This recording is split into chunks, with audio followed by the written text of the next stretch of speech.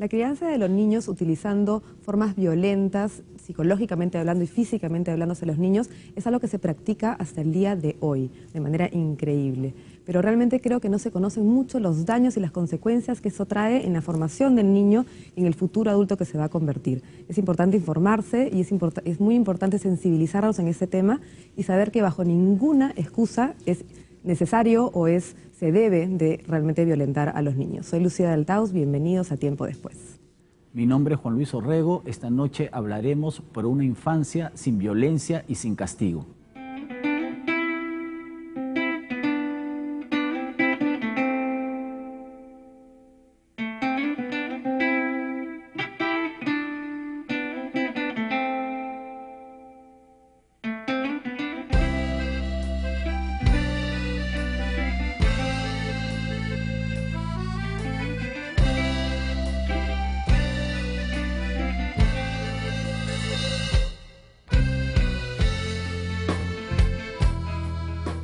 Muy buenas noches, Lucía. Hoy nos toca un tema bastante controvertido y penoso, que es el maltrato físico, la violencia a los niños en nuestro país, ¿no? Es una cosa que lamentablemente no es nueva, viene desde muy antiguo, y la idea es qué estrategias adoptar en el ámbito público, privado, para que las estadísticas, que en este momento son casi espeluznantes, ¿no? Por lo menos disminuyen.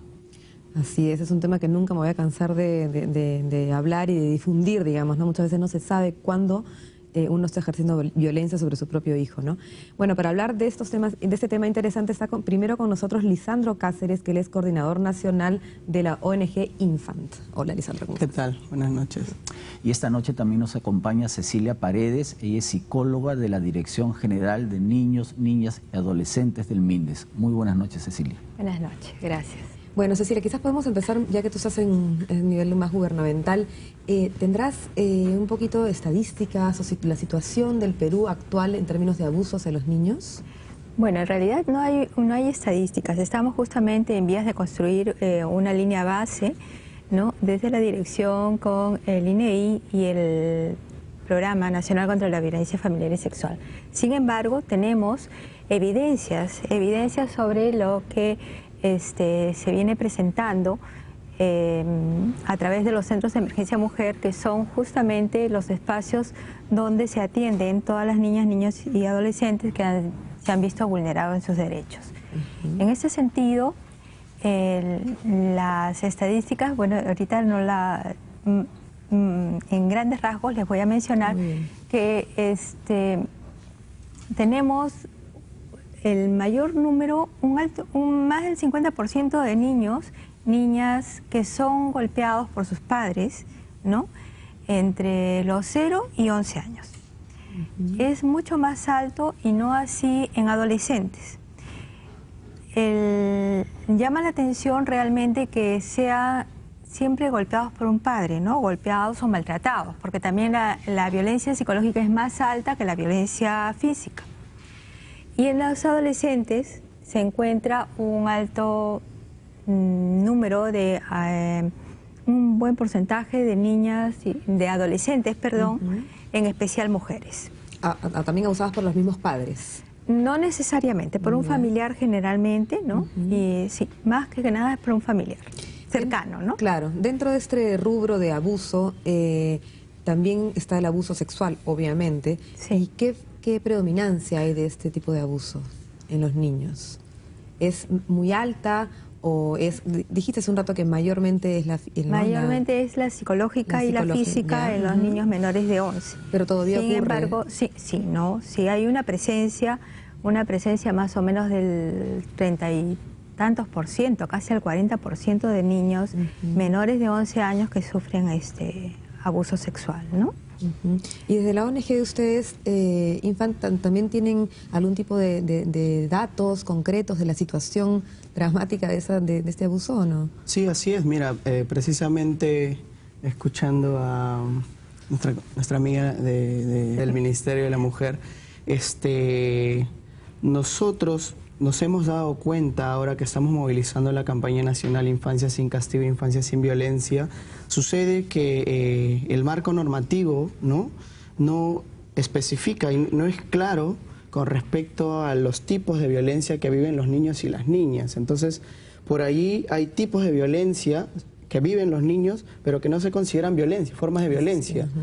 Es por eso que nosotros estamos movilizando la campaña que pretende visibilizar el castigo físico y otras formas de tratos humillantes como una forma frecuente, la más común, y la forma de violencia natural, ¿no?, culturalmente y socialmente aceptada, que se ejerce contra los niños y las niñas. Entonces yo aquí quiero señalar el año 2011-12, GRADE, una ONG, hizo un estudio sobre la situación de la niñez en el Perú, sobre violencia, y aquí nos arrojaba un dato que más o menos casi la mitad de niños y niñas en el Perú entre 0 y 7 años sufren algún tipo de violencia física en sus hogares, ¿no? Y otro 20% de los niños y las niñas viven estas situaciones de violencia en sus escuelas, ¿no? Y a eso tendríamos que ver, digamos, un panorama más complejo mundial.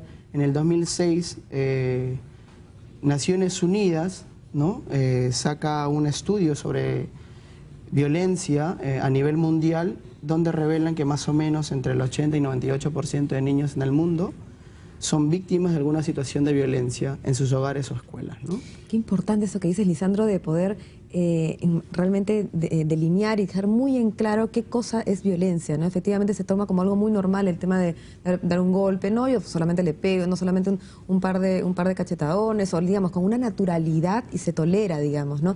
Qué importante es definir que eso tampoco es, que eso también es una conducta violenta, ¿no? Así es, digamos, en el marco normativo se han dado grandes avances con respecto, por ejemplo, a la aprobación de la Convención. Tenemos un Código de los Derechos del Niño y de la Niña que están siendo, precisamente en estos momentos está siendo debatido, ¿no?, su aprobación. Sin embargo, hasta ahora tenemos digamos, ese talón de Aquiles, ¿no? Porque cuando hablamos de maltrato, nadie maltrata a los niños. Cuando hablamos de abuso, nadie abusa, ¿no? Entonces, como que el lenguaje parece siempre ser el mismo, y claro, las situaciones de violencia se dan o se justifican en el nombre, bueno, yo no quería maltratarlo, yo lo estaba corrigiendo. Claro. Entonces, por ahí la ley no defiende al niño de estas situaciones de violencia, ¿no? Entonces, lo que deberíamos apuntar, y con esta campaña estamos tratando de buscar, es no señalar a los padres o a las personas que hayan utilizado la violencia como una medida para corregir, para educar, sino por el contrario, promover prácticas culturales que permitan mejorar esa relación entre padres e hijos, o entre profesores y alumnos. Claro, o inclusive también poder informar, perdón, un minuto para hacer esa aclaración, también informar del daño que se le puede generar o que se le genera a un niño que es violentado, ¿no? Porque a veces no se sabe, no sé, entonces quizás cuando hay un poco más de información también se puede ir cambiando poco a poco la idiosincrasia, ¿no?, y la cultura claro, con respecto a ese tema, ¿no? Cecilia, hasta hace no mucho tiempo, históricamente, el castigo físico al menor por parte de los padres o de los miembros de la familia era visto como algo normal, incluso hasta como algo positivo, ¿no? O sea, corregir al niño a través del castigo físico. Y muchas veces el castigo físico también se trasladaba al colegio, porque los maestros o maestras de escuela también tenían ese, entre comillas, derecho de poder castigar físicamente a los alumnos. El reglazo, sí, ¿no? La regla. Claro, bueno, el año pasado la dirección presentó un proyecto al Congreso sobre para evitar el castigo físico y humillante, ¿no?, que tanto se daba en el ambiente familiar como en el escolar.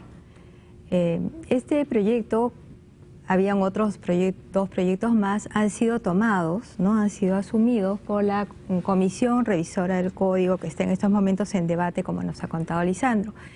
Entonces, estamos conscientes de que ese punto es muy importante de definir y de que debe quedar bien establecido en el nuevo código, ¿no? ¿No? Definir bien que este tipo de maltratos a los que están expuestos los niños cotidianamente, ¿no? Es una forma de agresión que transgrede a lo largo de su vida, no solamente en ese instante, sino que va a estar presente a lo largo de su vida, porque también va a impedir que ese niño se desarrolle normalmente, ¿no? Anula potencialidades, capacidades, inclusive hasta la resiliencia, ¿no? No hay posibilidad de que un niño pueda ejercer resiliencia si nosotros no somos capaces de dejarlo a él salir adelante y emplea toda su energía, ¿no? Toda su energía en tratar de sobrevivir a estas situaciones que de cotidiano se le presentan. Y tenemos que nosotros reforzar el ambiente escolar, sobre todo, porque es una práctica muy usual. La vez pasada vi en televisión. Con sangre entra. Exacto, hay que seguir por ahí dándole. También el Minedu ha sacado en el mes de diciembre su nueva resolución o directiva para el trato para evitar el maltrato de los chicos en las aulas por los trabajadores del Minedu. Pero sin embargo necesita mejorarse esa resolución, ¿no? Necesita ser revisada y mejorada, porque es importante que ahí también se definan los tipos de violencia a los que suelen estar expuestos los chicos, para que no se quede nada al aire, ¿no? Y poderla cortar de buena vez. Como una mezcla de información con sensibilización también, ¿no? Sí. Con este tema vamos a hacer una pequeña pausita para volver y continuar. Volvemos.